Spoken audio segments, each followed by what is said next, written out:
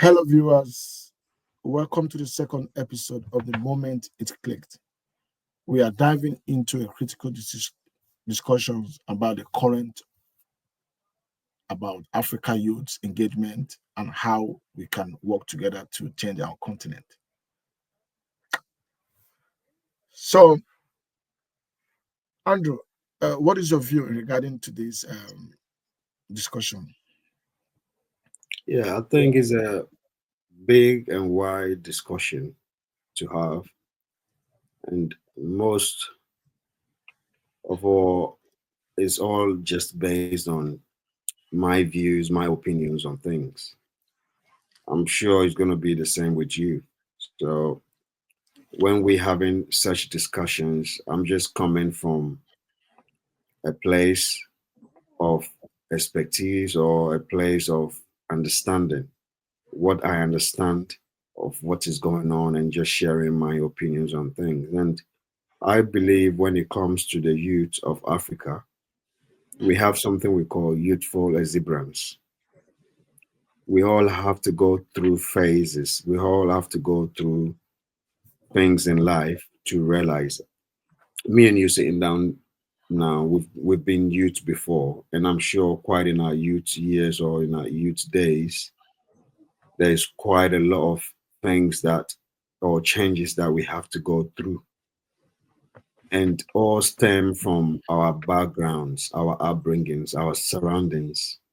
So I think the problem the most of the African youth are having now is coming from their surroundings. They're having troubles trying to reconnect things because our generation is totally different from the current generation. We didn't have a lot of these activities that's going on.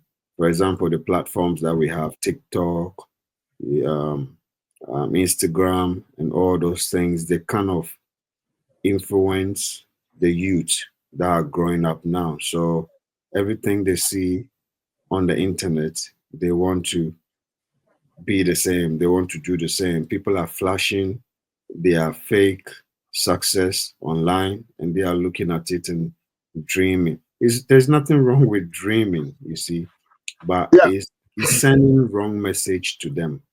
It's making them think, oh, it's all easy. You can just get up one day and then everything changes for you. But that's not how it is. It's a process. It's a process thing. yeah, yeah.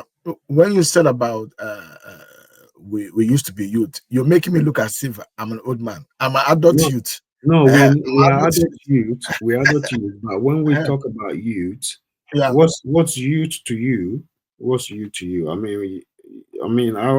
started coming from being a teenager. From the time you became a teen. All that plays a part when you become a youth and an adult as well. You get me? So it's stages in life. It doesn't matter how old you are. We've got younger kids today. We've got young adults, or we've got teenagers that have been fortunate enough to have a good surrounding. When I say good surrounding, probably their parents are into sports, or their parents are into business, or they've moved into a neighborhood where there's a lot of successful people around them. So they pick up those traits automatically and they apply to their life because it's what they see, is what they are used to, is their normal way of living. It's a norm for them.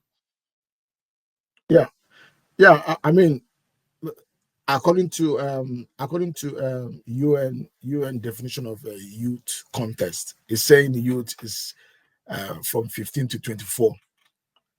So So from 15 to 15 is still a teenager, right? 15 is a teen, your early teens or yeah. so. So See, so so so from Africa Youth Charter, or will I say Africa Youth Charter or Africa Union defines youth from 15 to 35.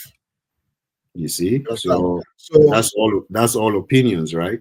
yeah. So from World Health Organization, they define youth to be for, 10 to 19, 15 to 24. So 10 to 19. no, I consider adolescence. I beg your pardon. Yeah, Consider adolescence as 10 to 19 and youth as 15 to 24.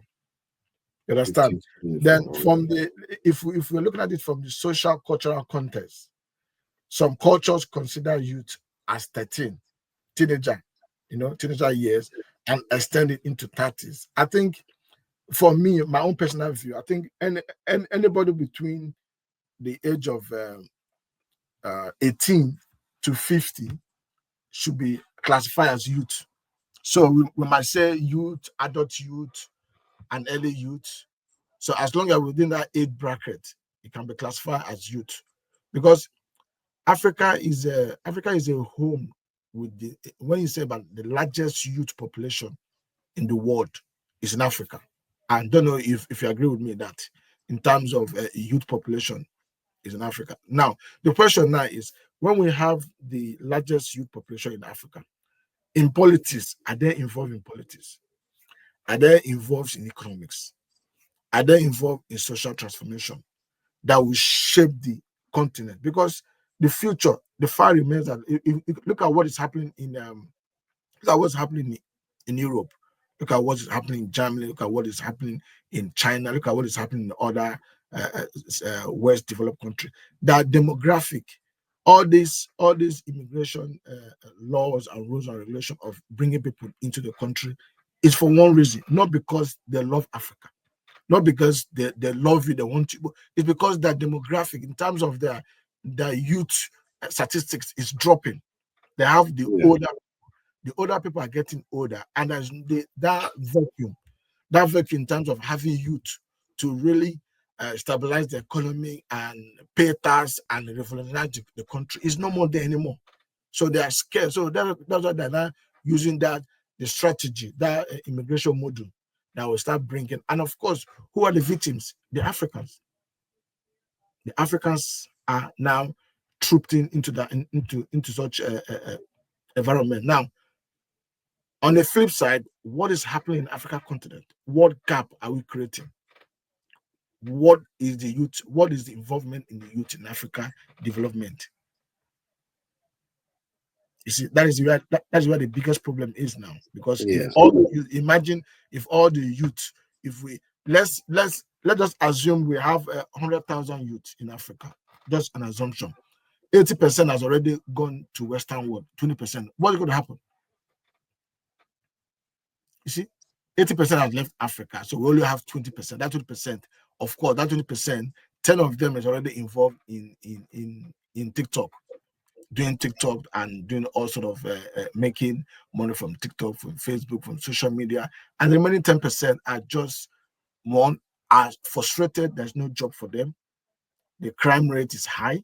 They don't have anything, and of course, you know what our politician does. All the whoever is in position doesn't want to leave that position. They still remain there. yeah. You see, 60, 70 years, 80 years, 90 years old, a, a, a, a governor or a president of a nation at the age of 80, 90, you don't want to leave that seat because no, the youth are not even ready. The youth are not even get involved. So And it's it is I think is deeper than that. I mean, we just scratching the surface when it comes to subjects or topics like that. And the main problem that I think we should be focusing on is self-development. I always use that word because that's what elevated me. That's what has changed my life when I realized that self-development is very, very important. You yeah, don't have to you don't have to wait for things to get better for you. You can make things better based on the decision you make to change your life, to develop your life. And since I discovered that, it has changed my life drastically because the way I'm thinking now is different from the way I was thinking a few years ago.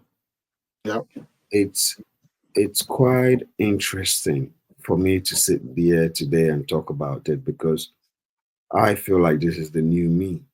And when I look at the old me, I wasn't ready to take in those informations because I was so busy focusing on get, not build, build, build, build, build, build. There's difference between just getting stuff and building stuff. Getting stuff to me, this is just my opinion on the two. Getting stuff is you just getting up and going to work to get paid. So come payday, you'll be able to afford your rent, your food, support your family, and all that. Building is a process. It's a long lifetime process that you have to get involved. When you're building for your future. You know, funny enough, I think what the mindset or the frame of mindset that I was in before, I don't think that came from me, but that came from my surroundings or that came from the environment that I grew in. Because all I had growing up is you can't always have what you want. yeah, And stuff like why you rushing in life, everything that you're going to have today, you're not going to take it with you when you die.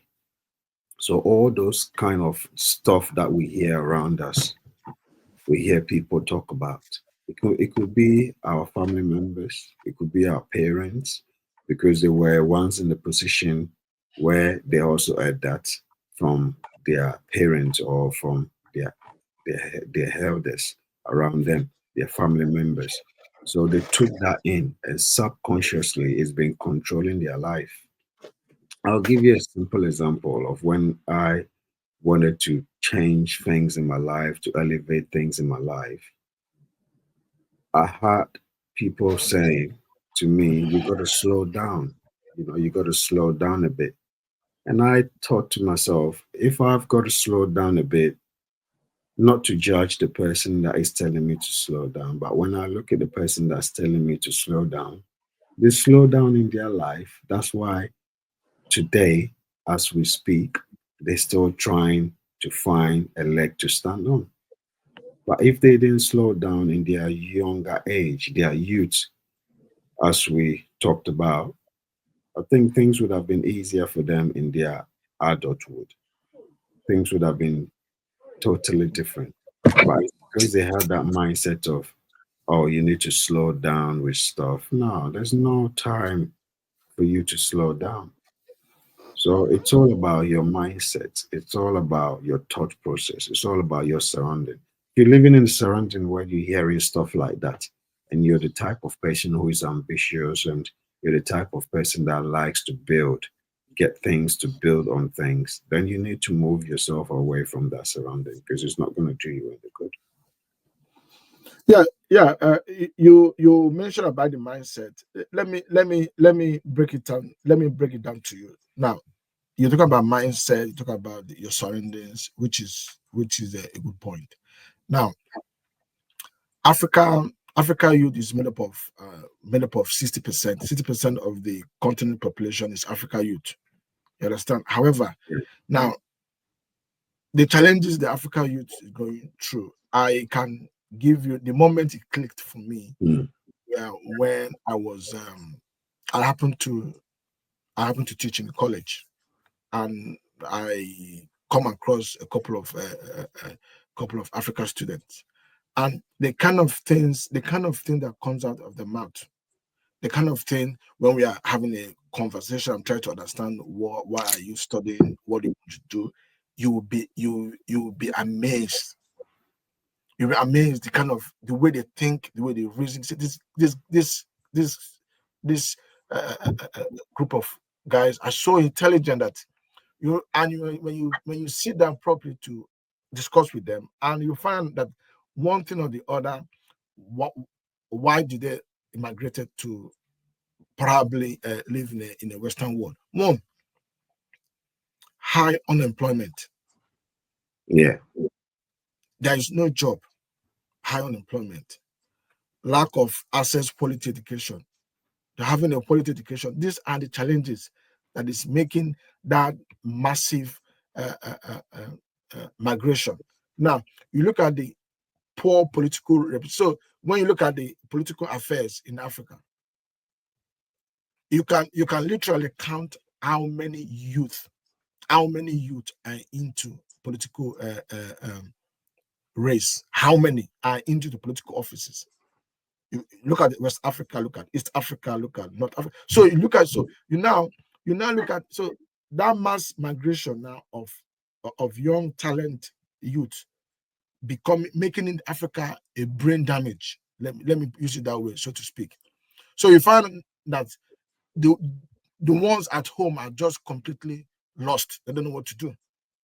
Yeah. They are on be fed anything. So the mindset at that point in time, it will take it will take a revolution before that mindset will come back to you. So when you talk about mindset, the person have not eaten. You will see 30 years, 35 years still living with their parents. But in the Western world, 30 years, 35 is already has already gotten married, got kids, got a house, settled. You see what you've just mentioned now about at the age of probably 14, 13, 15, 16, they've not eaten, so they can't think right and all those things. Those things are facts, that they are the facts that remains. But one thing I've realized is most of the times we focus on our problems more than we focus on the good things that are around us, or we focus on the better things that we can get out of our problems. What are the good things? You tell me. What are the good things we focus? Tell me, in a country where there is no enabling environment, the trajectory of the youth in that environment is completely aimless. Tell me. It's not all that bad. Okay. And that's what I said to you as well. It's about your surroundings. When we put the whole trajectory and everything that you're talking about into one context, we're trying to say that there's no good out there, but there's definitely good out there. And that's why I said, look at your surroundings. For example, where I grew up, there is divided into different areas. We have the high class area, we have the low class area, and most people get stuck into their areas. They're not subject to change. Thinking about it now, the area where I grew up, I saw a lot of young guys, youth on the street, working hard to make ends meet. I was one of them. I had to go and do construction work to get some money whilst I was still going to school, which wasn't bad because it gave me some kind of money, and it gave me this what we called like a strong head. I felt like I grew up early. I understand struggle, so I grew up early. But sitting back today and thinking about it, I could have gone to those areas where I think different things are happening or better things are happening. When I say different things or better things are happening, you can go to a high class neighborhood and try and speak to somebody from there to ask them a few questions of how they were able to get to where they are.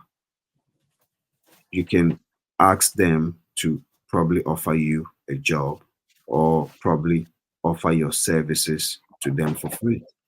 For example, there was an area that was like 20 minutes away from where I lived. And we as kids, we're all scared to go to those areas because that community is well structured or well built, that we feel like they stock up. When we go over there, they'll look at us like, oh, you kids, you're coming from the roughest part of the region. or of the area that you are in. But if you are able to go to a place like that and even commonly easily ask for somebody to even just cut their grass for them for free, you build a relationship with them, right? If you're able to go to one or three or four people and they even all turn you down and you don't give up and you keep going, you definitely find one person that will say, okay, you want to cut it for me for free? Then come and do it. And when you get that opportunity to do it, it builds and open up it builds and open up a relationship for you and the person.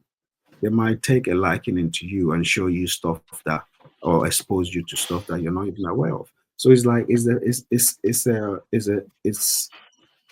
a matter of thinking outside the box.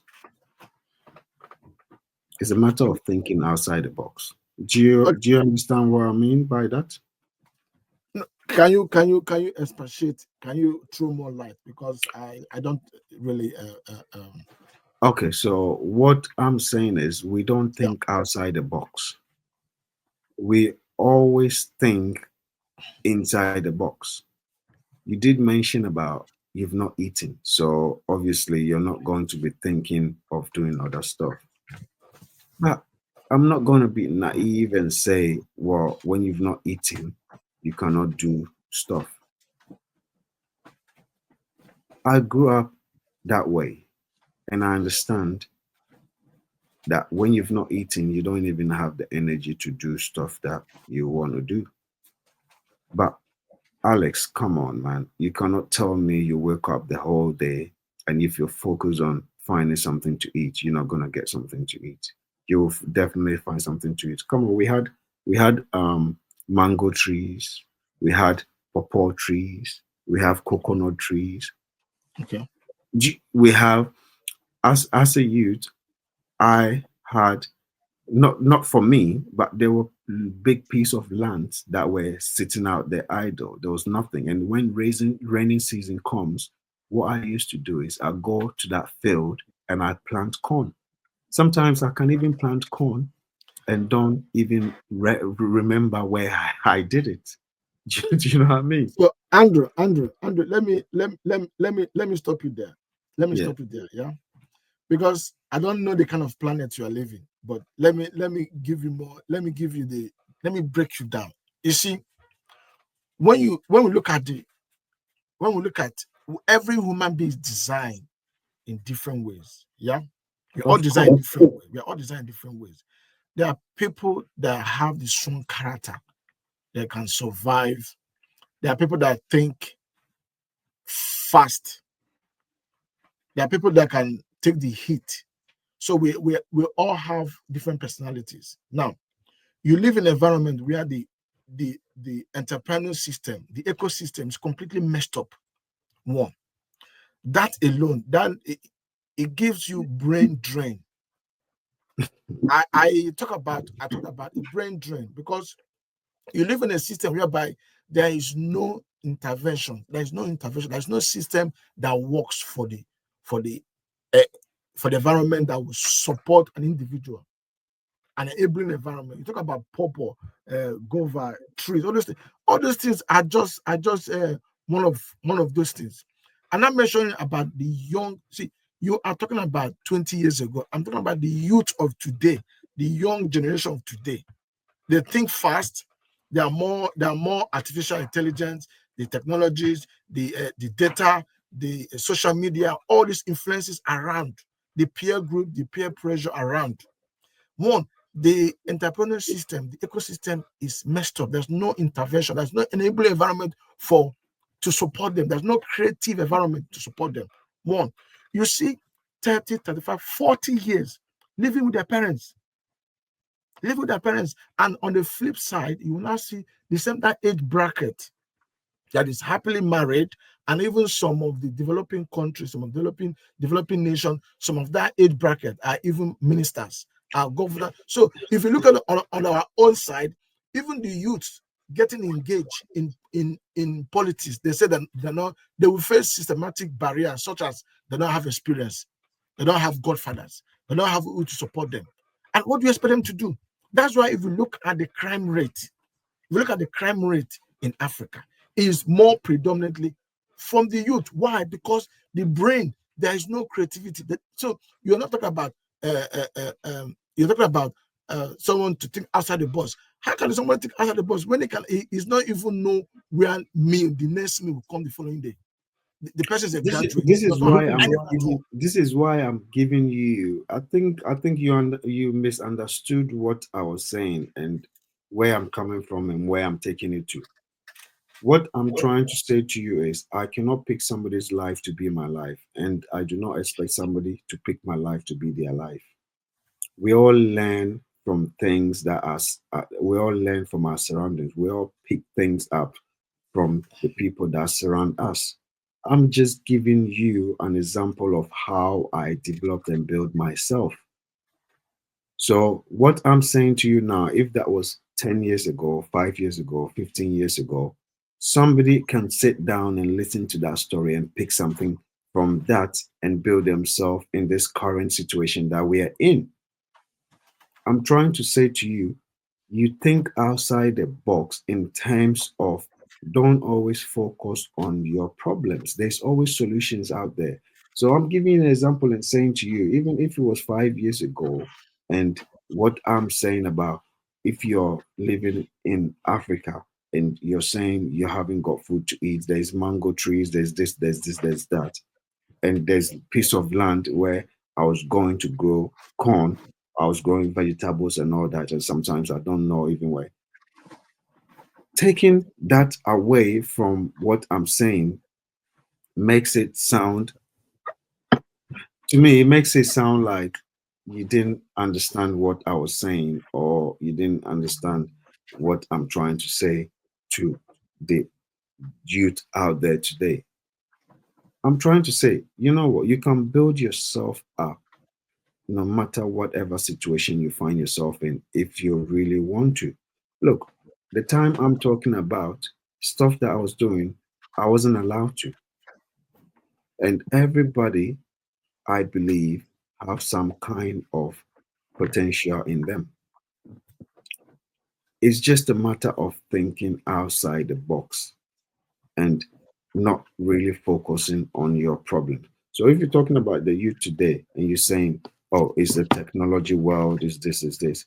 A lot of people have their phones, they have data, and they're on TikTok, and what they're doing is just scrolling other people's content. You can be creating content yourself. You can be doing stuff for yourself. It's easier said than done. But once you have that right mindset and say to yourself, you know what?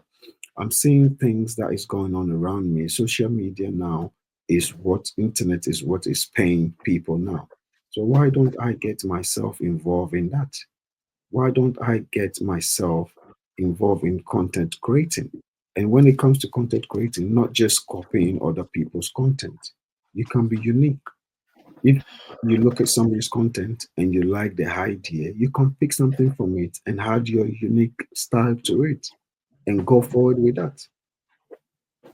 Am I making some sense here? Do you understand what I'm trying to say Yeah, to you? yeah. You see, let me not I don't want us to look at Sylvia is a back and forth thing. I do understand you very well. I'm trying to look at it from the other perspective because your perception or your race as individual might not be another person's race. You understand? Of Yeah. course. I Yeah. mean, So we now, agree to disagree. yeah. So the point, if you remember, if you remember, initially, I said about 60% of Africa population is made up of youth, and that is a huge number that you cannot take away from. That's the fact. Now, that 60% is migrating, is living one. In terms of political and civil, they have been denied political, they are kind of disenfranchised from political. You You know, see what you're no, no, saying. let me finish. No, let me finish. They are Let me finish. migrating, but So what let me finish. mindset Andrew, let me finish. Let me are they finish. So, migrating with? so let me finish. So No, political, I just want you to answer me. Just give me yeah, the answer. Yes, they have 60% that you're talking about are migrating, or some of them are, or a few Some of percentage them, of them. some of them are migrating, and most of So them are migrating. Most of what them are mindset graduates. are they migrating with? Most of them are graduates. Yeah, because of there's no job, there's not an able environment. They are migrating to an environment where they will secure a better future for themselves. So that's the So, mindset they are migrating with. of course, that is the Okay, mindset. okay. So the mindset that migrating is one, because one, if you look at many African universities or many African, the we have that priorities of formal education over skills based. So the point I'm trying to make here is we go to universities in Africa, we acquire certificate, we acquire qualification. This person will have a BSc, 2 masters, 3 masters, 4 masters, but there's no job for that person that has that four masters to follow. That's one. That's why you see most of the people migrating. Some of them most of them are graduates. They have 2 or 3 masters. But the point is, when they come to a Western world, they start all over again. Why? Because there is no enabling environment over where they're coming from that will balance that. So the point now is there are too much formal education in Africa that they overlook the basic training. University are producing graduates every day, but there's no job ready for them. The educational system does not align with. So if look at what is happening in US, look at what is happening in US, in the UK, in Canada, in other Western districts. They have this system they call it um, apprenticeship. Yeah, the Hmm. apprenticeship is more aligned if you are within the age of 15, 16, 17. They absorb you in. They train you for a certain couple of years, and you become equipped. You will see electricians, you will see technicians, you will see engineer, you will see mechanical engineer, you see process engineer. So these people are being absorbed at the age of 17, 16. So instead of that idle mind, that brain drain, that gap between that 15, 16, that age, that early age of a youth or growing up. So they absorb, the system is there providing. So that creativity comes in there. So you see, but if you look at it on the other side of the Africa, this thing, see, it is not happening. And that's why most of them, they end up waiting for government intervention, waiting for government to get involved, and they're not getting involved. They don't, as you said, they're not thinking outside the box to get involved in political participation or activism or anything. Even most of their data they use that data to abuse someone online. They don't even create content. Some of them are even starting to create content now, but while others in other way are not even doing anything. They're just wasting around doing nothing because they are waiting for government intervention. They're waiting for government to create that dreams for them to start getting involved. You see, so the point I'm trying to say here is the point I'm trying to say, if you look at it from the other social and cultural barriers, the elders, the elders are even part of the problem as well. The elders are dominating in making decisions. You will see an elder will make a mistake. You try to correct an elder. You say you are disrespecting him, and that is in Africa. And that the same elder will come to a Western world and put on jeans and t-shirt and be working under a 25 years old person who will be bossing him around, but he will not say anything. So the point I'm trying to make here is I understand where you're coming from, but the mindset I'm trying to emphasize here is most of the people migrating living is just the fact that they've given up. They've given up. I think this can be a little bit controversial on Okay. because I can I can only speak from my experience, Okay. and one thing I understand is everybody talks from their experience. Even though some people can try and talk from other people's experience, I cannot come from that angle. I'm coming from my own experience. That's what I know. That's what I did to build myself. So when I'm having conversations and I'm saying stuff like that, I'm saying stuff that I practice to get me the mindset that I have built and to get me to where I am today. I am still not where I want to be, but I'm just trying to make people understand that sometimes we focus too much on our problems. We have to be grateful for the little things that we have. That is so basic. That's so basic. But what do people do? I understand what you're trying to say now, but if you're just going to only focus on, I can't even find common food to eat, so how am I going to think outside the box? You've put yourself in a box already. Do you get what I mean? You've put yourself in a box already. Look, food is good for the soul. Once you've not eaten, it's hard for you to do other stuff. But have you asked yourself your question? Yeah, we're talking about Africa right there. But we cannot make it all look bad. Come on, Alex, man. Me and you sitting down here now. The people that we know back home, they are eating better than me and you right now. They are eating better than me and you. What are you talking about? If you have a family member living outside the country, they don't, I'll say probably most of them don't look at you to go hungry within the day.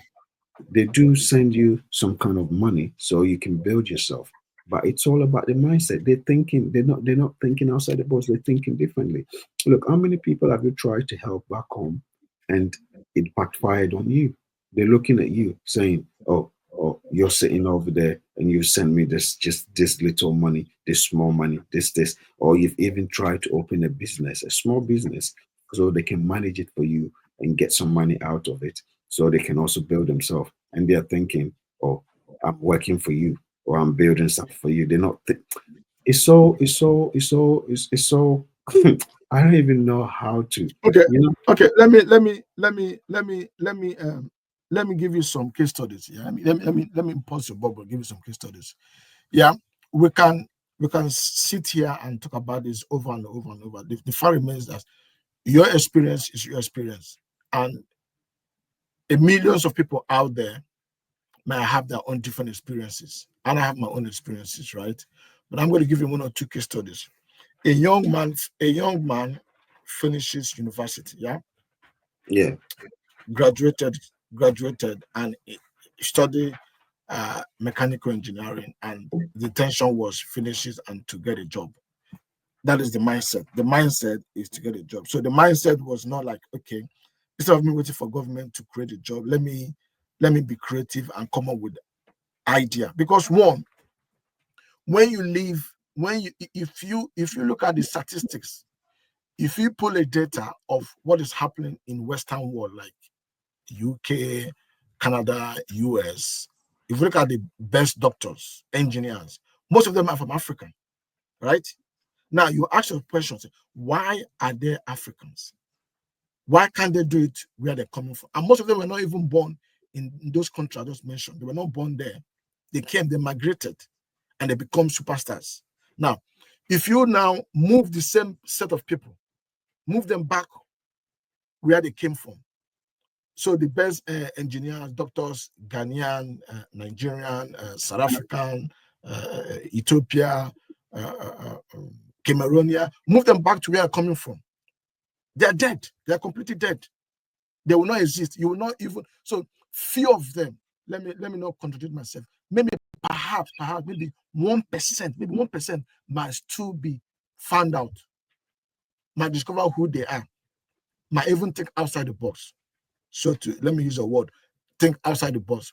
The point I'm trying to make here is this: we all have different experiences, and until the youth's mindset, until their mindset begin to think, okay, I'm not just only waiting for government interventions or an enabling environment. Let me define my future by myself.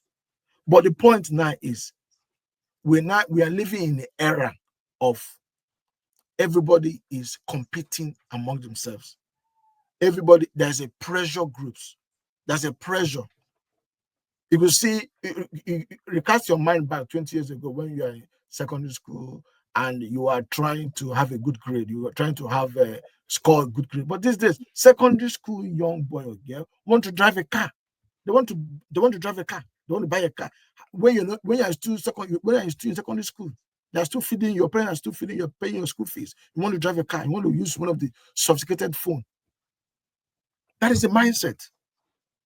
So the way we were brought up, or the way we grew up, or the way your experiences then, it's not someone. It can never be someone's experience today, because everything has changed. We live in a very fast and digital world. We're and becoming and we're becoming and so and the digital. and this generation now, the experience Yeah. they have, the next generation is not also going to have the same Of course, same of experience. course, So this of this course, is why we have to talk about our experiences. This is why I was giving you a simple example of how I was able to develop myself. Yes, it could be maybe 5 years ago, 10 years ago, or 15 years ago, but you can still pick something up from it. Do you of understand course. what I'm saying? Yeah.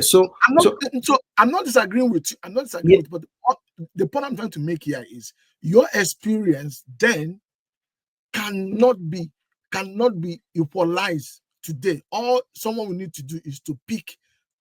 All someone will need to do is just to pick your mindset, that mindset of value, that that you want to add value to yourself. You want to exactly. see, you want to add That's what value I'm to saying. yourself. But The person will pick the value, but now your experience cannot be matched for today, because today you are telling someone to be doing all those things you did a couple of years ago. The person will say, "Are you a joker?" I didn't tell anyone to go and do what I did those years ago. I'm giving you an example of things of Understand? what Yeah, I yes, did. of course, I do. And I do understand what you're saying. even if I'm telling someone to do that, come on, Alex, man. Back back home where we come from, there's still Yeah. bare land sitting out there that has Okay. not been used, that's not being utilized. So Okay. if a young youth of today can listen to our conversation today and say, you know what, probably live in a village, not living in a city. Like for example, where I come from, you're not living in the big cities like Accra, Kumasi, Takrady, and all those things. You come from the smaller, smaller villages, or you can literally just go to somebody that's got a piece of land, not using it, and farm on it to get something from it. You can still do it today. You cannot tell me that the lands are not finished. Have they finished? They've not finished. So instead of waiting, like you perfectly said, waiting for the government to intervene to do stuff for you, if you go over to that piece of land and you even grow corn, cassava, all these little things, we have fertile lands over there, and they grow. It rains on it, and they grow for you. Are you telling me you're going to stay hungry? You can't stay hungry with stuff like that. You can't. You can't. So if we're talking about it, and even like we said as well, if you live in a bigger city where you can't find land to do those stuff, you've got social media now where everybody's holding phones now. They can do stuff, right? It's so easy to do it. You just have to have the right frame of mind. You have to have that thought process, and you have to start thinking that way. Because if you don't, nothing is going to happen for you. It doesn't matter if it's 10 years ago, today, or 50 years down the line. It's still going to be the same. It's never going to change. It's just because of how we think. If we change the way we think, things are going to be better for us. It's all in our thinking. So if I come here today with you and I have a conversation with you, somebody can literally just stumble onto this conversation we're having, and you might have 10 people that watch this um, discussion that we're having. Probably one or two will think, okay, I can pick something up from what they've said and I can do something with it. The rest could probably say, "Oh, well, you don't know what you're talking about because at the end of the day, your experience back then is not the same experience here." I tell you what, it is. It's just in a different format. It's just in a different format. Things that have been created today, don't think that wasn't created 15, 10 years ago. It was, but it's just been probably it's just probably being remodernized. Somebody's looked at it and saying, you know what? Okay, iPhone. How many years ago did iPhone come out? Somebody can probably look at the iPhone and say, yeah, that's the phone. Yeah, you can do a lot of things on the phone, but they can think outside the box and add something else to it and recreate something else.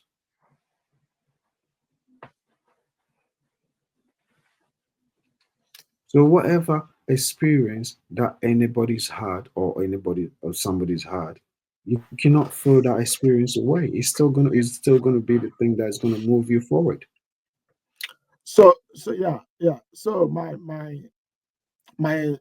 my take in all we've been discussing, which I All I'll strongly, say is they're not thinking right, because like you said, you made a point there that I'm sure a lot of people are going to hold on to, that haven't had something to eat. So am I going to be able to do what I've got to do? the yeah, Andrew, as much as you mentioned about having experience, each and every of us experiences is different from each other, right? So the four factors which we've been discussing for some time now is one, the Africa continent, uh, the youths, we are missing the youths, and the youths are migrating as a result of one, the as a result of some of them, the challenges. You asked a question which is said, what was the mindset, which is a very fantastic question. What was the mindset? Now, the trouble with that is some of them with the wrong mindset end up migrating and get into trouble when they get to that country of the final destination. They get into trouble. If you've been watching the news of recent, you see some of them going to prison, some of them going finding themselves into engaging in all sort of assault, all sort of assaults. Why? Because of the mindset. Now, these challenges which we'll be discussing, look at it. Some of them are, if you look at it from political realm, they've been disenfranchised. If you look at it from economic side of it, the mindset is they're waiting for government to provide for them, government to do this. So, and if you look at it from educational side of it, let me give an instance. I when I finished university back in Africa, specifically Nigeria, and one of my uncle, who's in a very good position, very very good position in one of the oil oil company, one of the oil firm. He asked me. He said, "What did you study?" And I said, "I study economics." Oh, he said, "Okay. What we have to do now is you have to go back to university to study petrochemical engineering." And I laughed. I thought this guy was joking. The guy said, "Yes." I said, "Why?" He said, "Because you have to study that course so that I can help you." And I said, "Uncle, so does it mean that in oil, the whole of oil firm, the whole of Nigerians, yeah, the whole of Nigeria, there is no management department, there is no decision making department, there's no policy department, there is no regulation department, there is no department that I can fit in. I have to go back. Can you imagine? After spending 5 years in university, I have to go back. I have to write JAM. JAM is a kind of is a basic prerequisite. It's a requirement that you have to write and get you to university. I have to write. It says yes, you will sponsor me. Can you imagine if I had placed my hope and trust in this my uncle, I would have regretted it. I just ignored him. I just left, and that is the end of our conversation. You see the mentality, kind of that would have broken me down, that would have messed me up because I was looking. So the educational system is so messed up that the educational system will keep producing. It does not align with the industry needs. It does not align. And look at what is happening in this Western world. We have what we call apprenticeship. We have former, they call it former GCSE. So there's a way they do in such a way that instead of you to be fighting to write your GCSE to have your maths, English, physics, chemistry, they train you in such a way you acquire those things through former apprenticeship or former educational or former industrial base that will help you. You might even be better off than someone who went to university. You understand? So Yeah. if you now look at it on the other challenge, you look at it on the social cultural, our elders, are just pulling everywhere in the community and they expect you to turn your eyes blind. They don't want to. When you talk to them, you are disrespecting them. When you tell them they are wrong, you are disrespecting them. So there is no, so the mentorship, nobody to mentor our youth, no one to help them, to call them aside.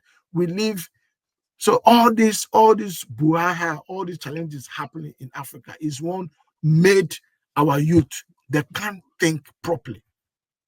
Most of Yeah. them can't think properly. They can't. All they think is about what they will eat today and tomorrow. And of course, to be fair play to them is you will not blame them. That is where they've been taught. That is what they met on the ground. You see, now if we now look, let's now look at what can be done. What is the solution? What is the solution? And what do you think can be solution to the African youth that are still in Africa now? They have not left.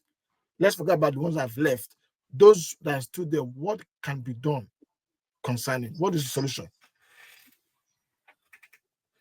That's a big question, and with the answers that will come out from it as well, as you just mentioned, the experience that I have will not be the same experience that else is having. And if you remember in our previous episode, what I talked about is narrowing it down to the nuclear family, not even extended family. We have to live by example. So if you're living in a family of four or five or six, you get yourself ready to go on that self development journey. And as a head of the family, you start to live by example. Of course, your kids, your siblings, they're going to follow suit. Even if not all of them does it or one does it, they'll follow, the rest of them will follow suit. It's all about living by example. Because what what we talked about in our previous episode as well is it's just a matter of people getting ready to receive the information, because there's lots of information out there. We talked about that, didn't we? That there's a Yeah. lot of informations out there. There's a lot of educational programs out there, free or paid. You put it in front of people and they just ignore it or they just reject it because they're not ready. So the problem we have here is people not being ready to change, people not being ready to make that change that they need to. And if we keep focusing on changing, it's not going to work. We have to keep focusing on ourselves and living by example. Because once I change myself and I'm successful today, you cannot tell me that my siblings are not going to look at me and thinking or asking themselves if they're not ready to do the same thing. They will not do that. But if they're ready, they'll adapt to the change. Mm, mm.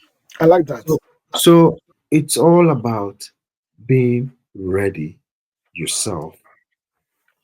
We've got all these writings going at the bottom of it: determination, discipline, accountability.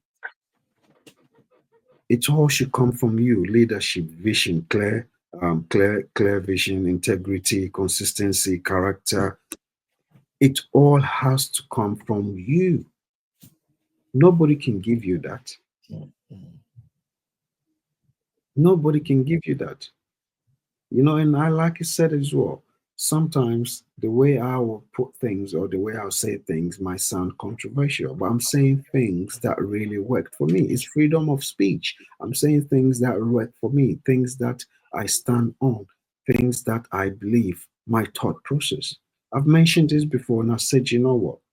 Me not being naive about it or not being too big for my shoes, I said to myself that I've been in this life not too long ago. I have suffered, I have struggled. I think I've been in the winning side more than the losing side because of my mindset. It's because of my mindset. I've said to myself from when I was little, I didn't even know I was doing that, but I've said to myself from when I was little that I'm not poor.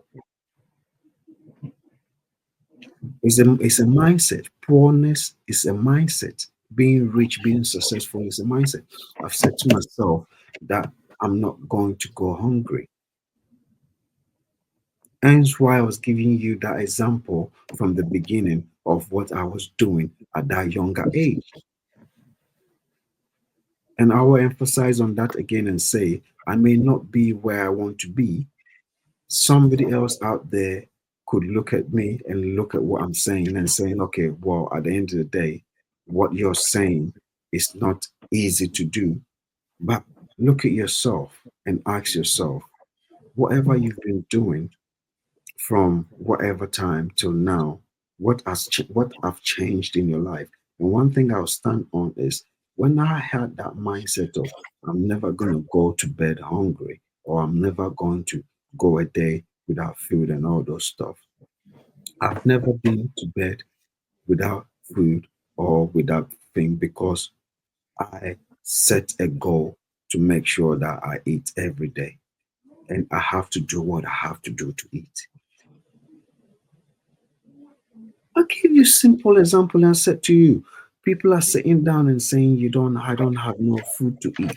But have you got up to make that step of getting something to eat? Alex, where we come from, you cannot get up a day and saying you're not going to have food to eat. Even if you walk and go and beg for food, you go to 50 people and they all turn you down. 51 could probably give you something to eat.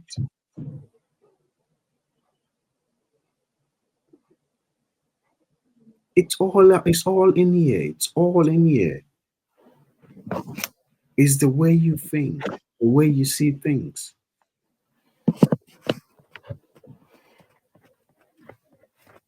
Yeah, yeah. You see, thank you very much, Andrew. You see, one of the thing I pick up from your one of the solutions you are emphasizing is, you see, breaking the cultural barriers and that persistence from our youths, and also the networking is it's all about changing the story, changing the narratives, storytelling, changing the narratives.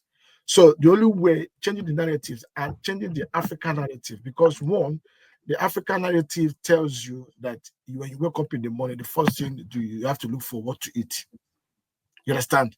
You Mm. don't you don't ask yourself what will you do to change yourself. First of all, change yourself. So what we eat is all about food, food, food, food, food, food, nothing. Yeah, Food, but food, food, that food. that's a subconscious thing. You see?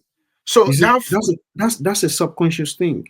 I mean, if you train yourself, sorry to, I'm not cutting you off. I want you to make that point, but I'm just trying to chip something in and saying, you know what?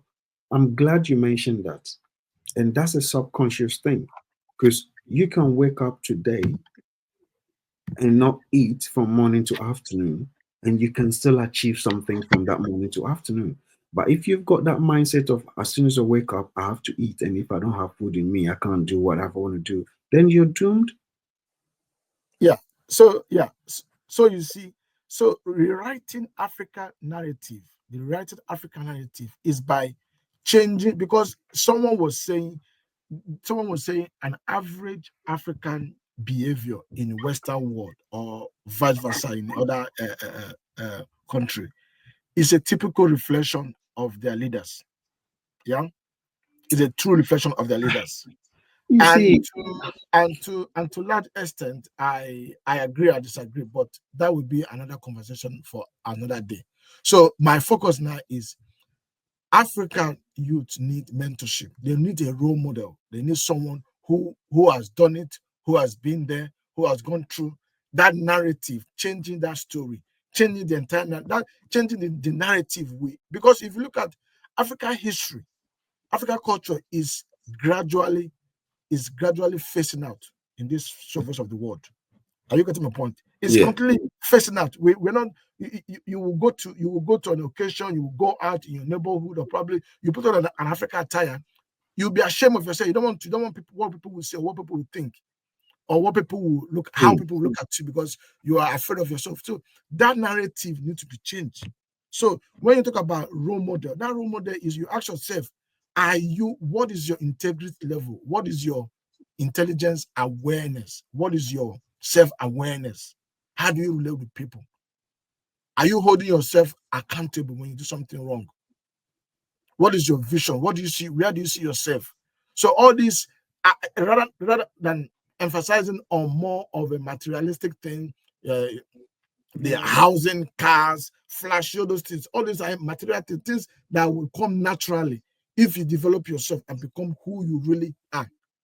Hold yourself accountable. You are a potential leader. So that changing that narrative will really go a long way. And of course, we have Africa now is becoming one of the digital marketing in terms of creating content. Imagine if all the content creators in Africa coming together to create a platform whereby there will be a youth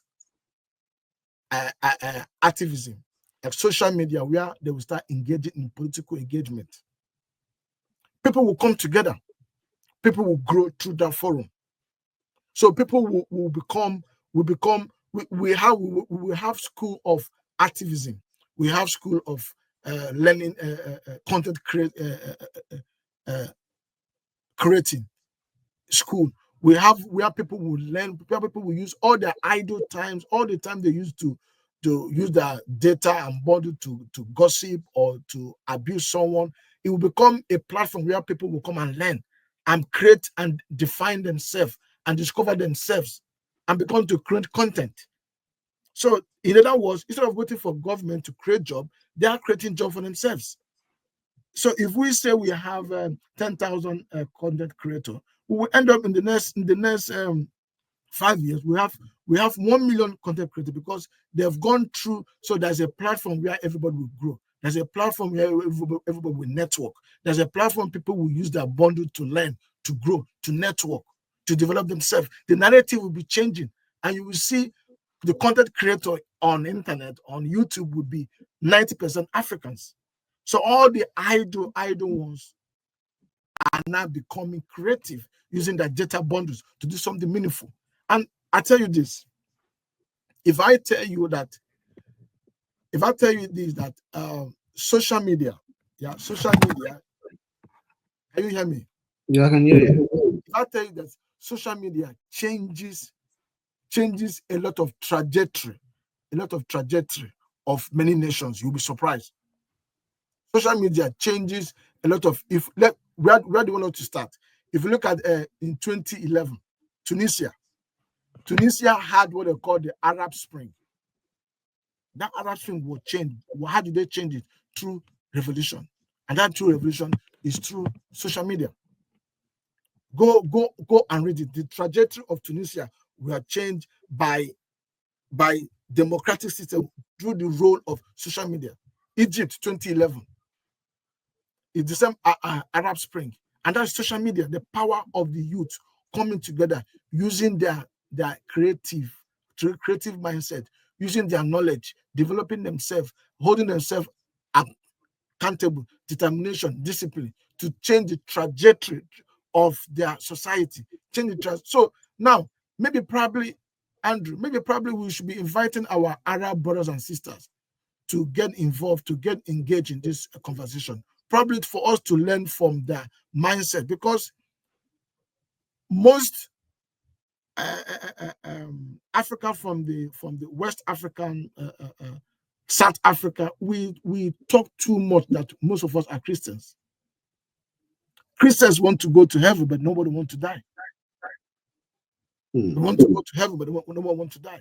So maybe probably we should invite our Arab brothers and sisters to engage in this platform and to give us the mindset, the kind of mindset we need to revolutionize our society, our environment, because the fact remains that we have a lot of potentials, and that potential is being disseminated around the world. It's being scattered all over the world. And who are the people left?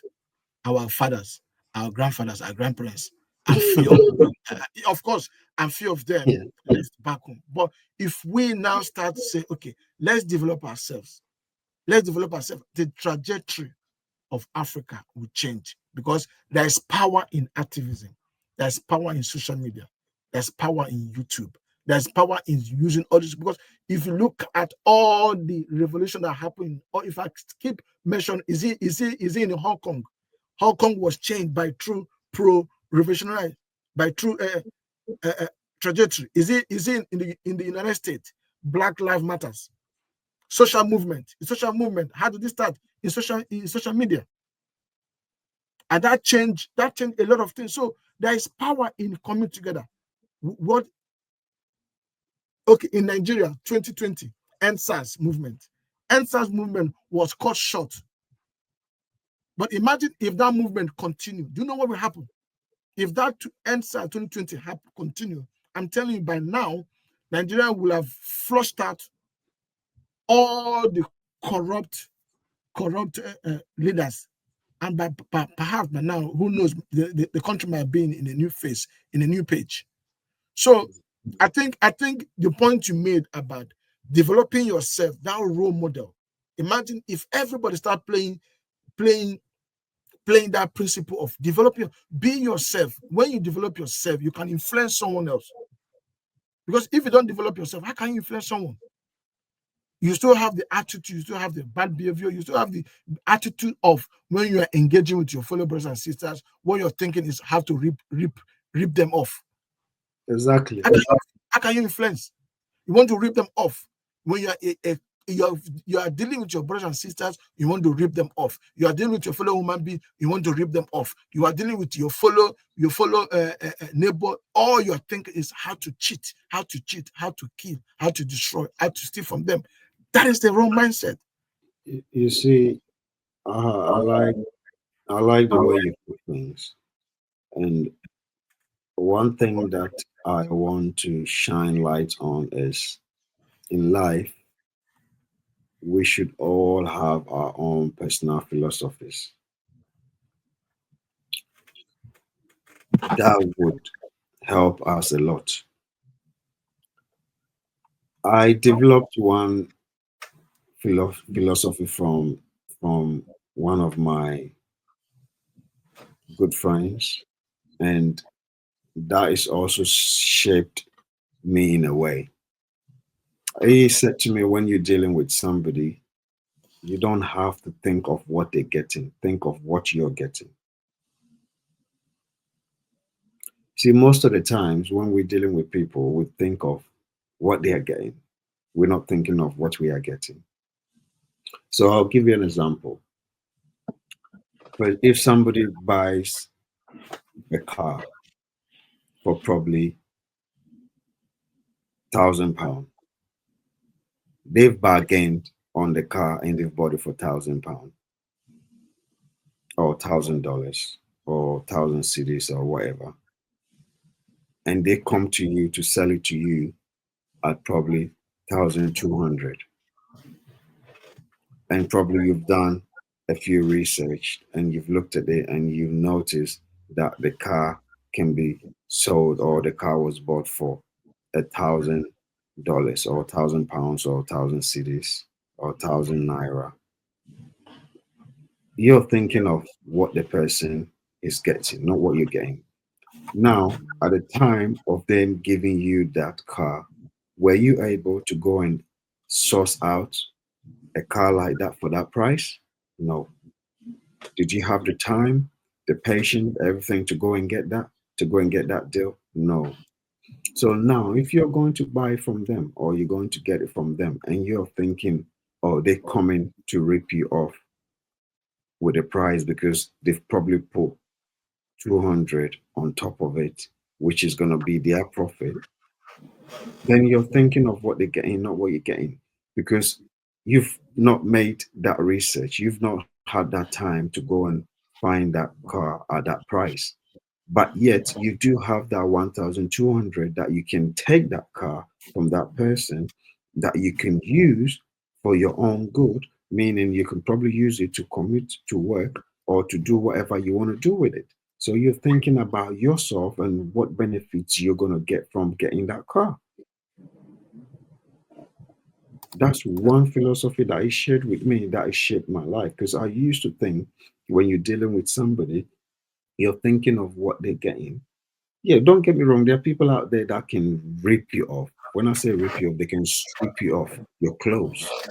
But if somebody's been able to find a better deal or a good deal and brings it to you and want to make something small of what they brought to you, and yes, still you can afford that thing and it's gonna serve you well, why think about what they're getting and what you're getting? Do you get what I mean by that? Yes, yes, I do. So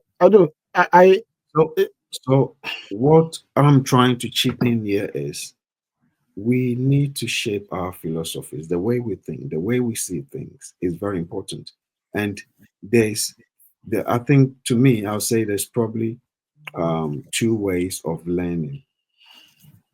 You can either learn from your experience or from somebody else's experience. So when it comes to philosophies like we're talking about now, you can either create your own or take somebody else and make it your own, as long as it resonates with you and it works for you. And most of us are not doing that. Most of us are just listening to people or watching programs that are not of no benefit to us.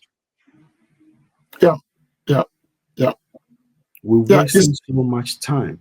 You yeah, see, that I'm a music lover. I love music a lot. And when I went on that self-development journey, this what I did was I cut off times I consume music.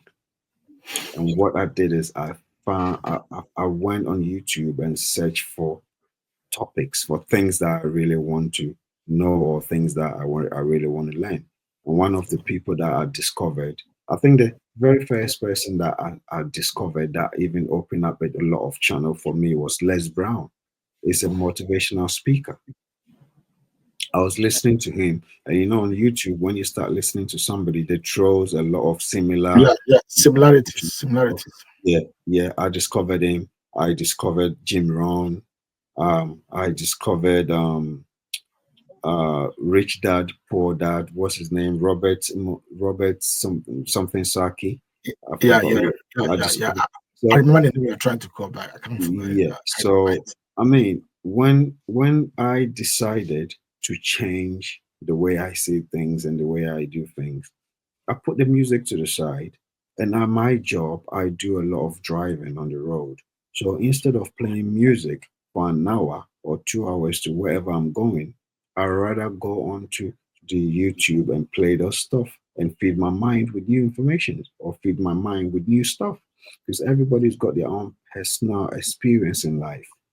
So these are these are some of the ways I was able to develop and shape my mindset by putting some stuff that are of a low value to me and picked up something that's a high value to me. So you see, but so that is a typical example of me saying is when you're ready, the information is out there. It's just a matter of time of you being ready and you being dedicated or you being disciplined to pick that up. Yeah, yeah. In the premises of what you mentioned about uh, uh, um, our mindset, I see. I think the moment it will click or it clicks for young Africans is only when they realize that Instead of them investing or looking at government job opportunities, they should invest in themselves. Oh yeah, They, of they should course. invest in themselves because what we are lacking in Africa setting is mentorship and community building. You see, I during my during my during my time of journey, I'm trying to develop myself. I've realized this. You see, I realized that most of the things that take away most of my time is gathering, social gathering and social event. And I realize is that 80% of that social gathering and social event is only drinking and eating and gossiping. Yeah. Yeah. And it does not add value. It does not add value. And in that social gathering, eating and drinking, you will see people will be intimidating one another in that social gathering. The same Africans. Have you ever been to a social gathering whereby you came and you want things to be done in orderly manner, in orderly fashion manner? You come and sit down, and it takes the grace of God. They will remember that you're sitting down there and come and bring, to serve you all the refreshment and what they're eating.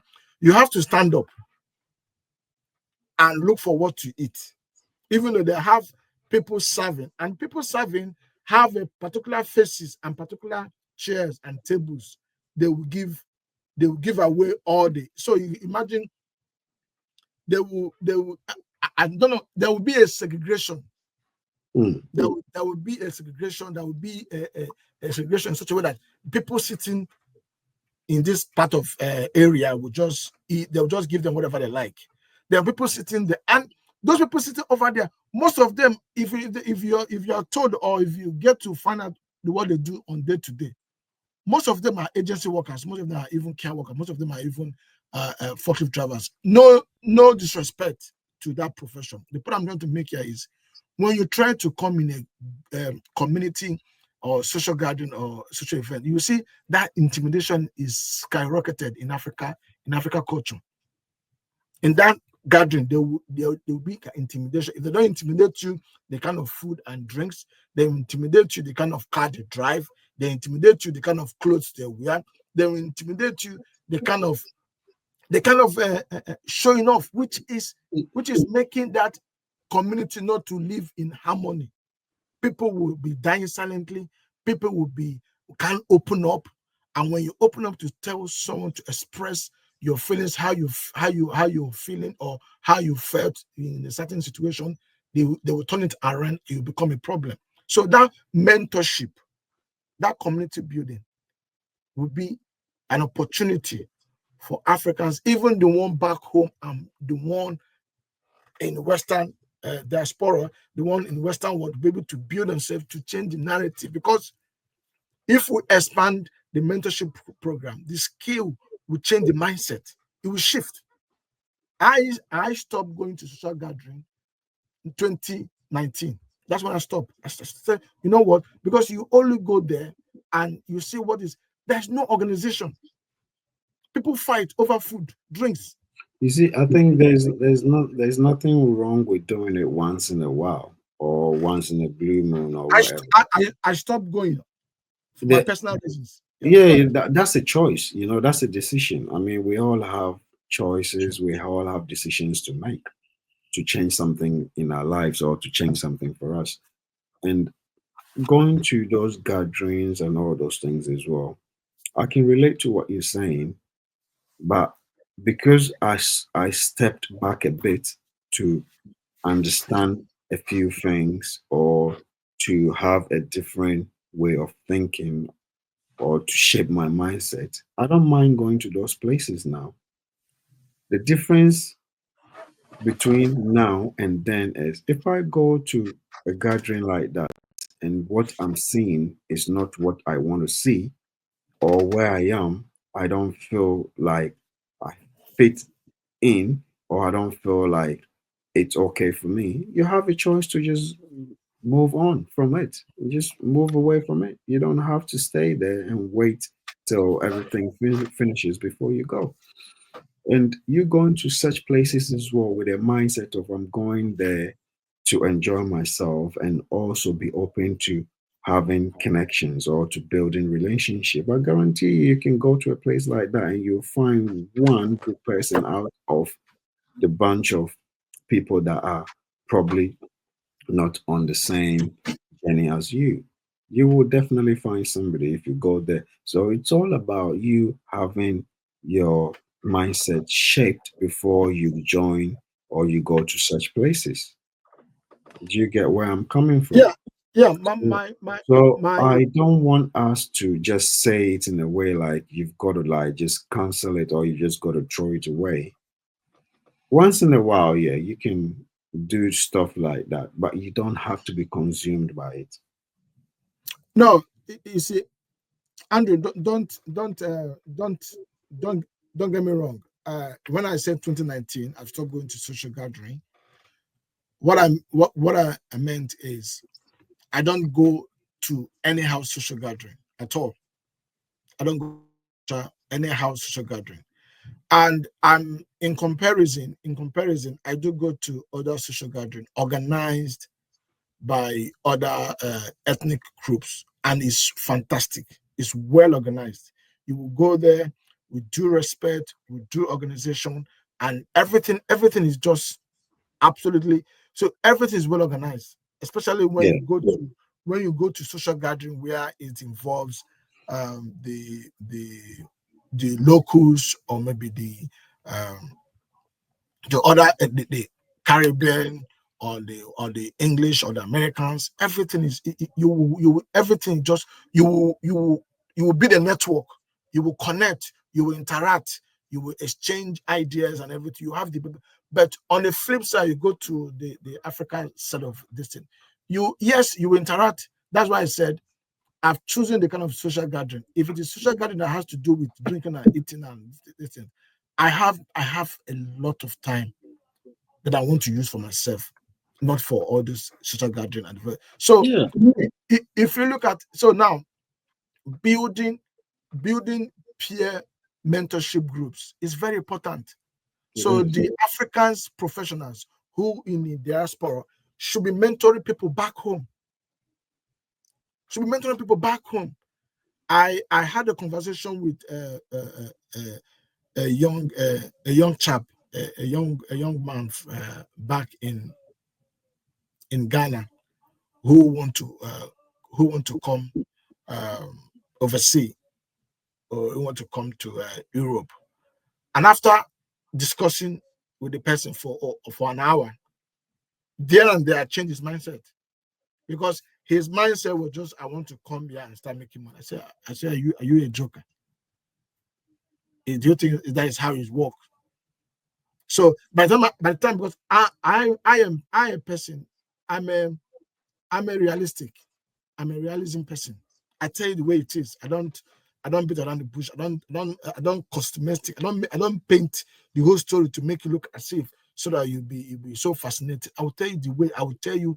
You look at from the social point of view, from the economical point of view, from the uh, uh, um, academic. So I will break it down in such a way that you understand that when you're making some decision, you have to factor all this in place. So if we the professionals, if we that live in diaspora start educating people back home, storytelling, reshaping the African narrative, because all they think is here. That's why, if you remember when I said earlier, most of them with the mindset they had back home, they came here. Most of them are in prison. If they commit a certain, someone will say, you know that 14 years, 13 years is child abuse. They don't know. They get into trouble. Some of them will go and this mentality of stealing and all this stealing and hacking and scamming. That mentality.